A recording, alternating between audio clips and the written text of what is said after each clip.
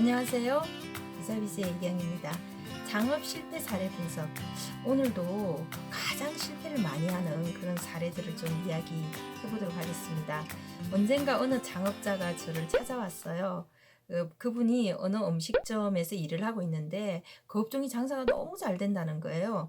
그런데 제가 이분한테 그 창업 자금을 물어봤습니다. 그랬더니 액수가 그 업종을 하기에는 좀 턱없이 부족한 거예요.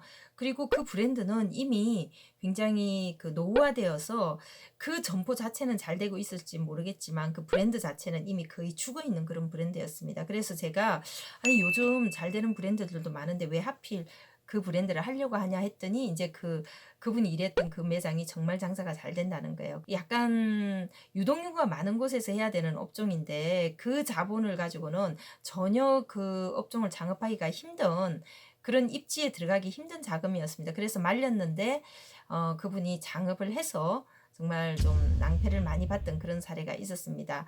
우리가 어떤 업종을 창업을 하게 되면 대부분 이제 남들이 하는 걸 보고 따라서 많이 하죠. 예를 들면 뭐 박세리가 골프를 해서 정말 잘 나가면 많은 사람들이 골프에 도전을 하게 되고, 또 김연아 씨가 또 스케이팅을 잘하게 되면 또 많은 꿈나무들이 김연아 씨를 보면서 꿈을 키우게 되죠. 그래서 이런 측면에서 어떤 업종에 성공하고 잘하는 분들을 모방하고 나도 그 사람처럼 돼야지라고 하는 것은 모든 인간들이 가지고 있는 드림, 꿈의 원동력이라고 할 수가 있습니다. 그건 나쁜 게 아니에요.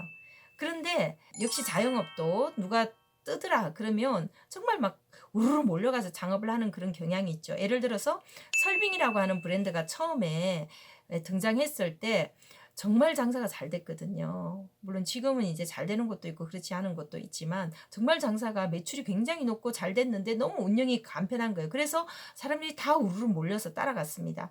그리고 연안식당이 처음 등장했을 때도 뭐 작년도 연안식당, 2018년도 그 가맹점 평균 매출액을 보면 연간 10억 원대 정도 되니까 매장들이 대부분 뭐 월 1억 정도씩 벌었다는 얘기가 되죠. 그러니까 이 뜨는 사업들이 정말 그 매력적인 업종에 너무 단순하고 매력적이거나 아니면 정말 매출이 높으면 사람들이 정신을 못 차리고 따라가서 그 업종을 창업하게 되는 겁니다. 자, 이럴 때 이제 우리가 주의해야 될 것은 바로 많은 사람들이 그 성공하는 업종을 보면서 나는 그 성공하는 점포와 동일한 조건을 가지고 있지 않는데 나도 그렇게 될 거라고 생각을 해요. 얼마 전에 저희가 창업 교육을 했는데 서울에서 어떤 분이 음식점을 하고 있는데 그분이 이제 참가를 하셨던 거예요. 그리고 그 당시에 저희 그 발표를 하셨던 분이 정말 성공한 스타 점포였어요. 스타 점포가 발표한 걸 보고 그분이 듣고 나서 이제 가면서 그런 말씀을 하셨어요. 한때 나도 저런 스타 점포였다. 나도 저렇게 스타 가맹점이었다. 내가 그 브랜드에서는 정말 넘버원이었다. 그리고 내가 성공한 걸 보고 많은 분들이 창업을 했지만 대부분 다 나머지 그렇지 않은 분들은 실패를 했다. 이런 이야기를 했습니다. 그러니까 어떤 분이 성공을 했다고 해서 나도 꼭 그렇게 성공할 수 있다라고 생각하는 것은 정말 금물이라는 거죠. 이분이 성공한 분들의 조건을 정확하게 분석을 해봐야 돼요. 이분이 성공하는데 시간이 얼마나 걸렸나? 그리고 그분은 어떤 상권과 입지에 있나? 그리고 그분의 주변의 경쟁점이 나보다 잘 되나 안 되나? 그리고 그분의 투자비가 나하고 비슷한가 안 비슷한가? 그리고 무엇보다 중요한 건 나도 그 성공한 사람처럼 경영을 할 수 있는가? 그 사람처럼 조직 관리를 잘하는가? 그 사람처럼 열정적으로 할 수 있는가? 그 사람처럼 청결과 서비스와 이 품질 관리를 할 수 있는가? 이런 것들이 싱크로율이 딱 맞아져야지만 내가 성공할 수 있는 거지. 그 사람이 성공을 했다고 해서 나도 그 조건이 맞지 않는데 나도 성공할 수 있다라고 생각하는 것은 정말 금물이라는 거죠. 특히 프랜차이즈라고 하는 것은 더더욱 이제 그런 면이 있는데요. 대부분의 프랜차이즈는 1등부터 꼴찌가 있는데 내가 그 브랜드를 한다고 해서 나도 성공할 수 있을 거라고 생각하는 것은 정말 어불성설입니다. 예를 들면 롯데리아 잘 되는 업종이라고 생각하지만 다 잘 되나요? 베스킨 라빈슨 잘 된다라고 생각하지만 다 잘 되는 건 아닌 거죠. 프랜차이즈 브랜드라고 하는 것은 평균 점수로 봐야 되는 겁니다. 평균 점수로 봐야 되는 거고 내가 그 평균 점수를 가지고 있는 점포들의 조건이 나도 그런 조건을 갖출 수 있는가를 봐야 된다라는 거죠. 그런데 실제로 정말 많은 사람들이 그 브랜드를 보고 들어가지만 나는 그 조건이 안 돼서 실패하는 거죠. 그래서 우리가 프랜차이즈를 브랜드를 선택을 할 때 정말 주의하셔야 될 건 뭐냐면, 가맹 본사가 성공한 점포들의 조건을 정확하게 잘 분석을 해서 거기에 맞는 조건을 맞춰서 창업을 시켰는지, 아니면 그냥 막 창업을 시켜가지고 그 조건에 해당 사항이 없는데도 불구하고 창업을 시켜서 실패하는 점포를 많이 만드는가, 이것을 반드시 보셔야 됩니다.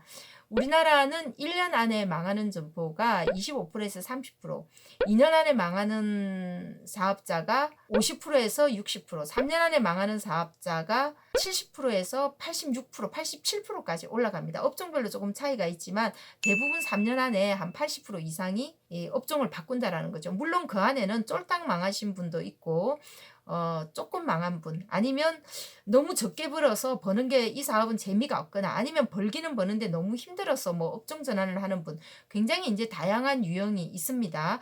매년 한 100만 정도가 창업을 하고 90만 정도가 폐업을 하죠. 그리고 얼마 전에는 이제 창업자하고 폐업자 비율이 드디어 역전이 됐습니다. 폐업하는 사람이 창업하는 사람보다 더 많은 그런 상황이 됐는데요. 여러분들 창업을 하실 때 벤치마킹은 정말 중요합니다.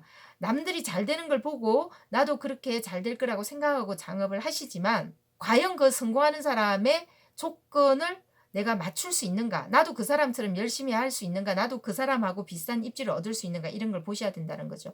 어떤 분이 A라고 하는 브랜드를 보고 이제 창업을 하셨는데, 그분은 다른 조건이 다 비슷했어요. 그 브랜드에 성공하는 유사한 조건하고 뭐 입지도 비슷했고, 또 그분도 열심히 하셨고 그랬는데, 그분은 결국 한 1년 반, 2년 정도 하다가 문을 닫고 말았습니다. 왜 그랬냐면은, 다 다른 조건은 그 브랜드의 다른 가맹점, 성공한 가맹점하고 비슷한 조건을 가지고 있었는데, 결정적으로 이분 옆에 너무나 이길 수 없는 동일한 업종에서 굉장히 성공한 그런 브랜드가 있었던 거예요.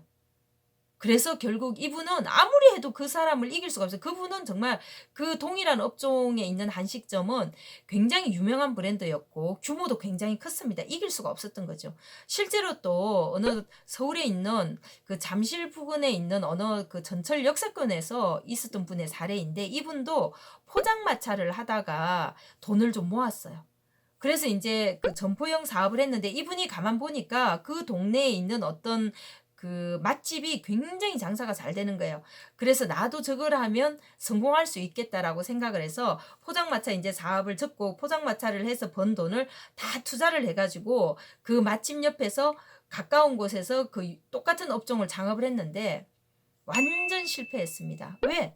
그 맛집은 정말 유명하고 그 맛집이 되기까지의 어떤 전문성도 있었을 것이고, 거기까지 가는데 걸린 시간, 그리고 그동안 개척한 고객, 이런 것들이 있었을 텐데, 이분은 포장마차를 하다가 그냥 그 업종에 대한 전문성도 없이, 그리고 훨씬 규모도 더 작은 상태에서 창업을 하니까, 옆에 미스코리아 옆에 할머니가 서면 이길 수가 있습니까? 안 되는 거죠.